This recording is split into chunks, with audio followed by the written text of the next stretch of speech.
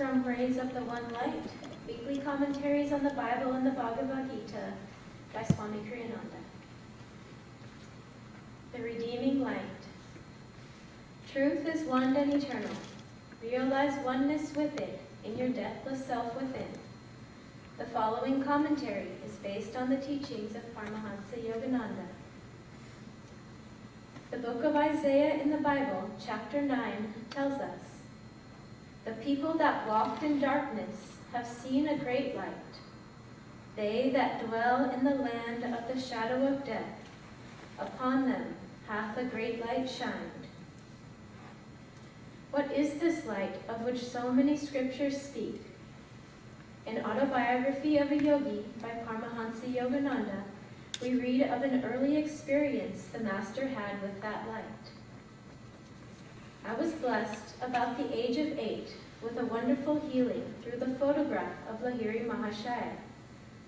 This experience gave intensification to my divine love. While at our family estate in Ichapur, Bengal, I was stricken with Asiatic cholera. My life was despaired of. The doctors could do nothing. At my bedside, Mother frantically motioned me to look at Lahiri Mahashaya's picture on the wall above my head. Bowed to him mentally. She knew I was too feeble even to lift my hands in salutation. If you really show your devotion and inwardly kneel before him, your life will be spared. I gazed at his photograph and saw there a blinding light, enveloping my body and the entire room. My nausea and other uncontrollable symptoms disappeared. I was well. At once I felt strong enough to bend over and touch Mother's feet, in appreciation of her immeasurable faith in her Guru. Mother pressed her head repeatedly against the little picture. "O omnipresent Master, I thank thee that thy light hath healed my son." I realized that she too had witnessed the luminous blaze through which I had instantly recovered from a usually fatal disease. "Where my light is," God once told a saint whom the divine light had healed, "no darkness can dwell." The divine light, pure, calm, liberating, is the only final cure for every kind of delusion, ill health, emotional grief, and spiritual ignorance. Seek it daily in the silence, in deep meditation. As the Bhagavad Gita says in the 5th chapter, "For whom that darkness of the soul is chased by light, splendid and clear shines manifest the truth, as if a sun of wisdom sprang to shed its beams of light." Thus, through Holy Scripture, God has spoken to mankind.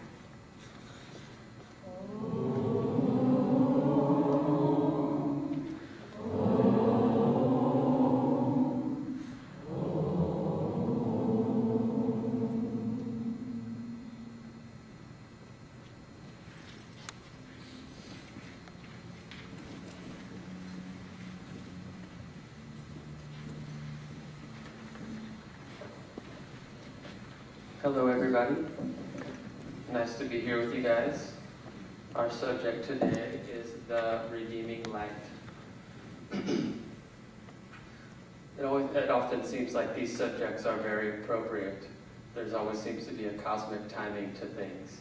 And as many of you know, it was the solstice last week on Wednesday. And then yesterday at the community was the community open house solstice celebration. And, for us farmers, we're pretty attuned to the light. We tend to see what the sun is doing every day and see what's happening in the gardens as a reflection of that every day. And I can tell you that the sun hasn't really been shining like that this year. And from all accounts, the solstice celebration was a huge success. And people really came out of their shells this weekend and kind of started basking in the light again.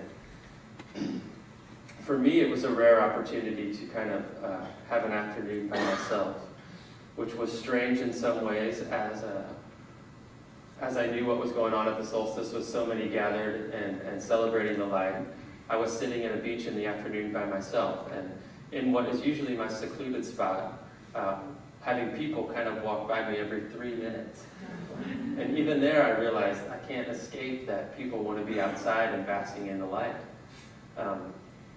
It was pretty amazing experience because this is the spot that I go to sit to be by myself, and yet yesterday there was no being by yourself. Everyone was together, weren't they?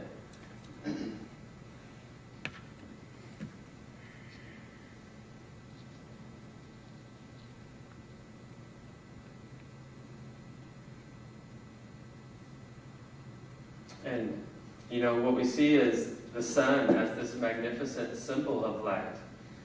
I was just thinking about how a few weeks ago, maybe it was over a month now, someone requested that I read the St. Francis poem, and where he speaks to Brother Sun and Sister Moon. And for any of you that were there and experienced what happened, I couldn't actually read the poem.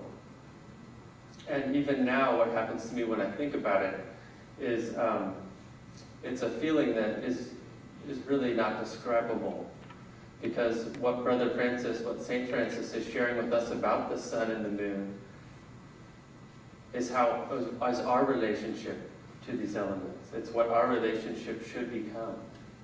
It's that none of these are in and of themselves special. The sun is, as Fremont said in his prayer, thousands of suns bursting on the earth would scarcely suffice to explain the inner light, that true source of light, which is there for all of us to have access to, which is always burning at our Christ centers inside of ourselves. And ultimately, this is what the sun, especially for us here in the Pacific Northwest, when it finally shines, it's to remind us of that. Because it's really easy to feel good when the sun shines. It's really easy to bask. And we should certainly bask. We should certainly be grateful for the blessings of vitamin D and of plants that want to grow. And moving into summer, we should be grateful for these things. And yet, it's more important that we take that feeling and we carry it with us inwardly, so that no matter whether the sun shines or not, we feel the inner light shining in ourselves. When I tried to reflect on thoughts that I wanted to share for yesterday, an amazing thing kept happening to me. As I looked out over the water, and the Master would tell us to meditate on the expanse of water. And as I would do it, the first beach that I went to faced west, and again, I found myself following the sun yesterday. And as I looked across the water, I couldn't even think, because all across, as far as I could see, was like shimmering diamonds of light. And what I realized was every time I tried to think about what to say, what do I think about light? How do you share light? The thoughts melted away, because there was light shimmering in everything.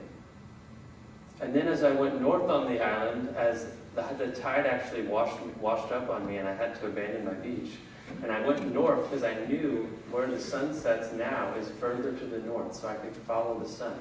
So I did. I followed it to the north end of the island, and I sat on one of my favorite benches. And I would close my eyes, and I would open my eyes, and I would close my eyes, and I would open my eyes, and the same light was shining. The sun in the sky, creating an incredible vortex of ray, like the rays of the one light, coming straight to me, across the water, beaming light. And I would close my eyes, and it was the same light. And it was incredible. And, I didn't come up with great things to say, I just felt the light. And what I realized is so essential for us as we talk about light. Light is so universal. In every religion, in every culture, in every aspect of spirituality, light is discussed, light is mentioned, light is experienced. But how many of us are cultivating a personal relationship to the light? what does light mean to us individually? What does it mean to our souls? Were the questions that started coming to me, not the answers, the questions. How do I cultivate that relationship with light in myself so that it's not an idea, it's not something that is abstract, it's something that I can commune with every single day and come back to in every moment. And what I kept experiencing in the light and in communing with the light yesterday was that my thoughts would dissipate in an instant when I tuned into the light. That my egoic tendencies to think about something, to analyze something, to even say that that is light refracting on the water, causing this pattern to be shimmering out there, they were gone. There was none of that. When you tune into light, all you have is light. And this too, of course, is our spiritual path inside of ourselves. Most of us in this room are yogis or aspiring yogis. And what's the direction that we travel towards? We travel up towards the light, towards the seat of superconsciousness right here in ourselves. This is the whole spiritual path. And in the reading, Swami Kriyananda says that the light is pure, it is calm, and it is liberating. He said that's what light is. The interesting thing about that is, of course, light is that. But so too, for us to get to the light, must we choose those aspects in ourselves? Must we choose a purified heart, of just free from worldly desires, desires directed only towards the light?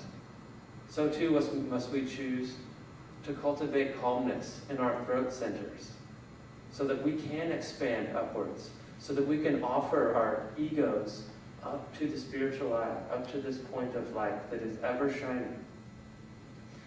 In January, Haley and I had an incredible opportunity and great blessing to visit Spain. And when we did, we got to go on a pilgrimage. And my favorite place that we went to was Segovia, where John of the Cross lived. And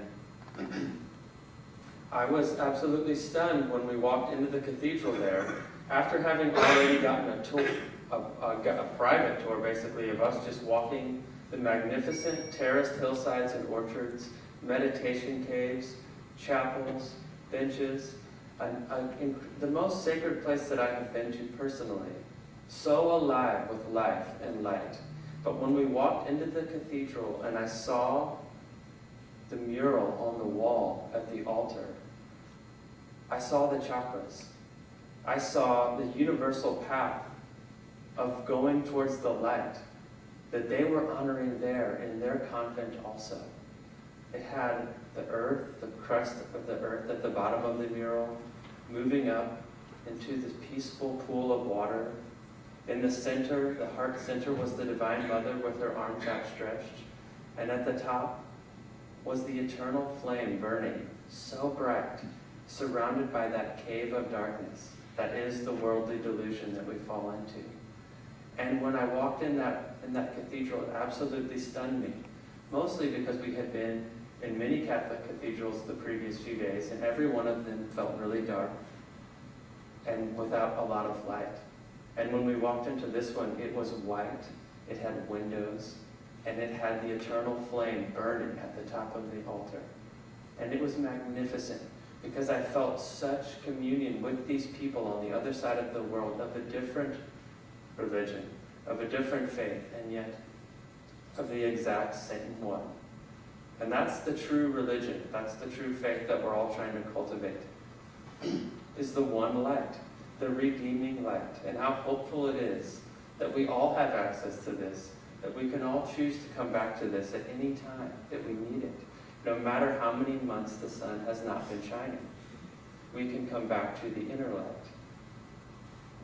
Some other fun stories did come to me, and I would like to tell a couple of those. One was, and this kind of illustrates that idea that we have to be the ones to choose the light. And we were celebrating, this was actually on Bhima's 21st birthday. Bhima and Bhakti aren't here today, so I can tell any stories I want about them. And as I guess might happen on 21st birthdays, things got a little bit interesting. And after we had a nice dinner in Seattle, we went to a park, and we were all sitting by the lake and kind of just enjoying the sunset. And quickly, day turned into night. And we got back in the car, decided it was time to leave. And as we headed towards the gate, what we found was that the gate was locked, and that we were locked in the park. Not only were we locked in the park, there was a party going on in front of us with other cars that were locked in the park. It felt a bit like a movie. It was out of a movie from South Central or Compton or some place that you don't want to go. They were out of their cars, the music was loud, there was obvious substances being consumed. And I think for all of us in the car, we were like, oh crap, what just happened? We were doing so good, and now we're locked in this park with these crazy guys. And so Bima intelligently parked, 50, 100 feet behind the others while we tried to make a plan for how to get out of this park. And but I think at the same time, as kind of having these moments of what do, we all realized Guru is with us, the light is with us, and we have to choose that now, even when we see very obvious darkness. It's not ours to diagnose the darkness or to judge it. It's ours to choose the light. And a really funny moment happened because we realized we needed to get out and we were going to have to talk to these guys. And when we did, there was some inhibition from different members of the group, but I hope Bhakti is watching because her role was the one that always stuck with me. Because Bhakti got out of the car and just beelined off the side of the road into the dark. And here we were standing under the only streetlights right there, and as we watched Bhakti head off to God knows where. And I think Haley and we all called Bhakti back and said, no, we have to stay in the light. We have to stay together. And it was like, by having that thought, it was amazing how suddenly we were able to approach these people and work on a plan together for getting out. And their energy kind of turned from being really rowdy to really helpful. And next thing we know, they're jumping the curb, kind of paving the way, crashing into things. Not my business.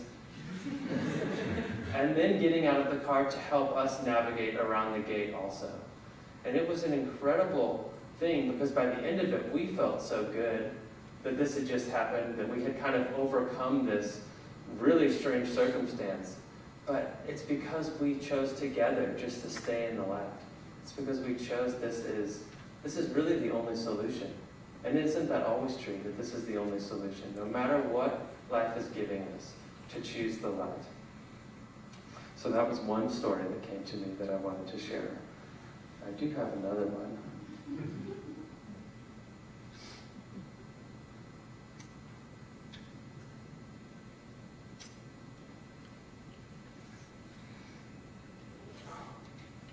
So this pertains more specifically to, how do we experience the light?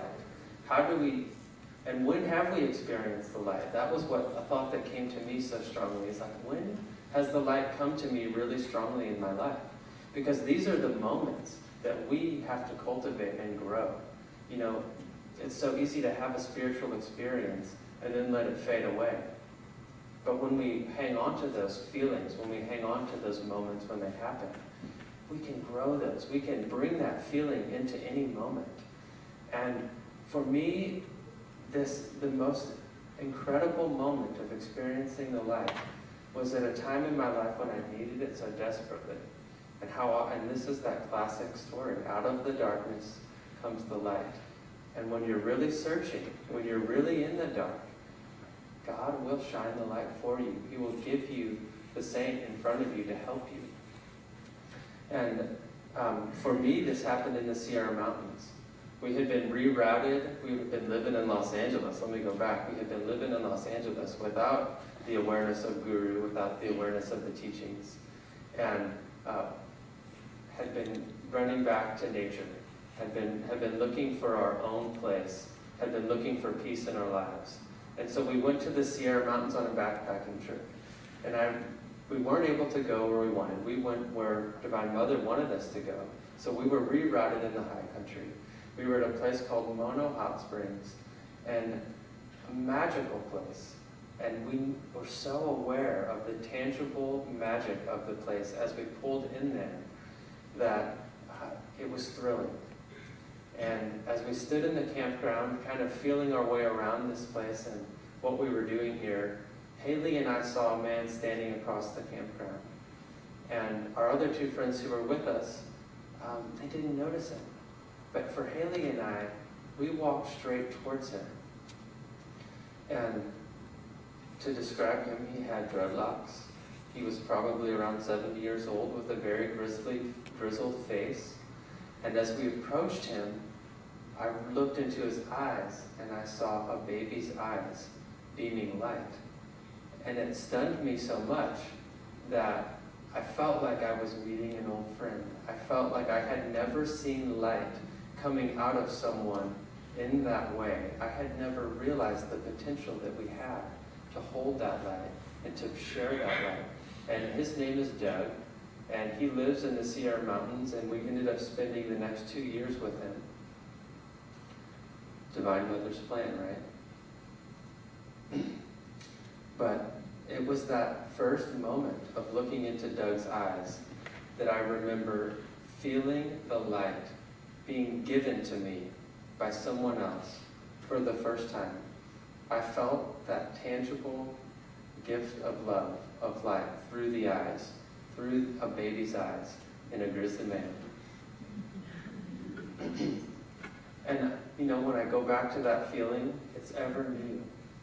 Because that's what light is. Light is ever new. And so that's what I would encourage all of us to cultivate, is our own personal relationship to the ever new feeling of light. When we get too deep into our thoughts, when we get too deep into judging the world around us and wishing things to be different, there's a really simple solution. Look to the light and be quiet. Like yesterday, I kept trying to think about what I wanted to share today. But I couldn't figure anything out to share. Every time I did, I kept getting drawn back into the light. And I thought, how much better is that? That I can just sit here and be with the light than actually have to think. You know, what a blessing that is. And how am I doing on time? Just perfectly. Okay. I want to share a really sweet story with you guys that goes back to Segovia and that time that we had in Spain. When we were there and really trying to attune to that spirit of John of the Cross and his relationship to God and kind of what he brought to share with us, I had this book with me. It's called The Life of St. John of the Cross. And there's this story that I think really well illustrates our path to experiencing the light in the sun and in nature and in life. So I'm just going to share that with you guys. On another day, he leaves the convent in the company of 30 religious from El Calvario. They have rung the bell for prayers, and instead of doing it in the choir with their eyes closed, in a darkness that is helpful for recollection in the center of the soul, Friar John accompanies them to do it in the broad daylight, beneath the immense and blue sky, amid the fresh groves perfumed by honeysuckles. And he teaches them to elevate their thoughts towards the eternal beauty by means of those reflections that penetrate them through the torrents of light received by the eyes of the body. The saint becomes enthusiastic, speaking about God, to whom in their grandiose concert all creatures sing.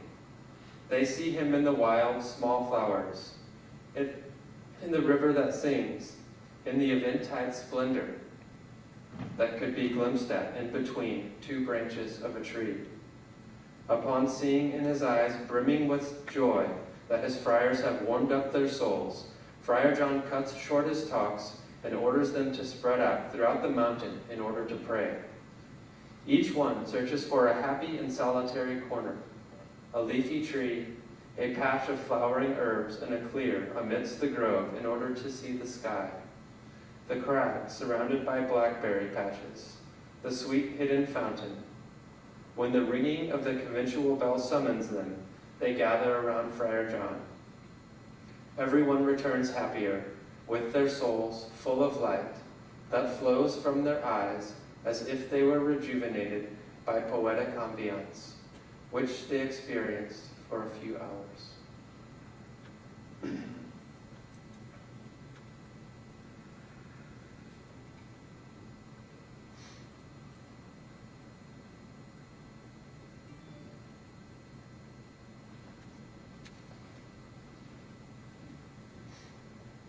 One of the things that we like to encourage people when they visit the farm to do is to start to view things a little bit differently. So often we show up in a place and we think, well, this is really well taken care of. That's a weed, that doesn't belong there. Our analytical mind comes out and we tend to judge things with it. But one of the things that we've experienced in having bees at the farm is that the bees don't think about that stuff. The bees travel the farm and they go from flower to flower. And they don't think that this thistle flower is any less in value than that lavender flower. They see that there's light in every flower. And that's an amazing lesson. To have bee consciousness. To see the world as flowers, to see everything as having a purpose. What an opportunity to see the light, the one source of light that permeates everything. I'm going to close with a reading now from Whispers, and this is called Demand to See God in Everything. O Father, may I behold Thee, above, beneath, behind, around, wherever I turn my gaze. Train the children of my senses never to stray from Thee, who dwellest at the heart of everything.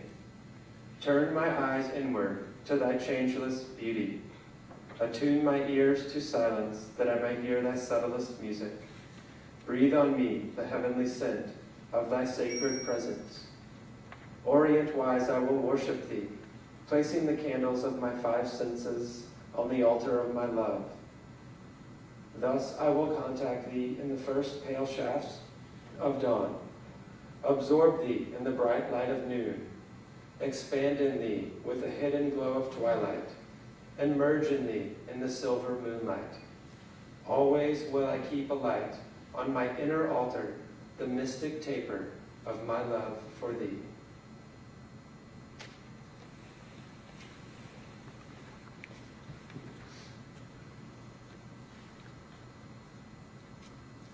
May the light be with you all today. I'd like to give you an opportunity now to make a